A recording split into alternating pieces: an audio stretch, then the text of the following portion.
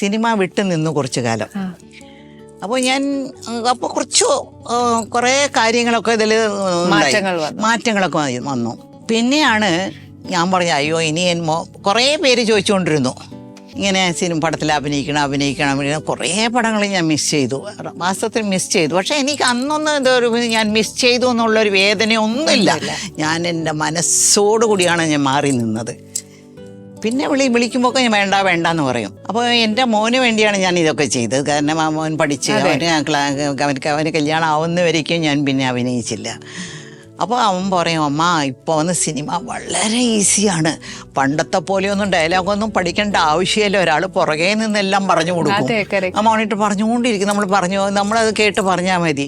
പിന്നെ ഡബ്ബിങ് ആണെങ്കിൽ പണ്ടൊക്കെ ഞങ്ങൾ ഒരു സീൻ ഇപ്പോൾ 8 പേര് ഉള്ളൊരു ഒരു സീനാണെങ്കിൽ 8 മയക്കുണ്ടാവും. ഞങ്ങൾ 8 പേരും കൂടി നിന്ന് ഇങ്ങനെ സംസാരിക്കണം, ഒരുമിച്ച് നിന്ന് സംസാരിക്കണം. ഒരാൾ തെറ്റിയാൽ പിന്നെ ആദ്യം മുതൽ തുടങ്ങി.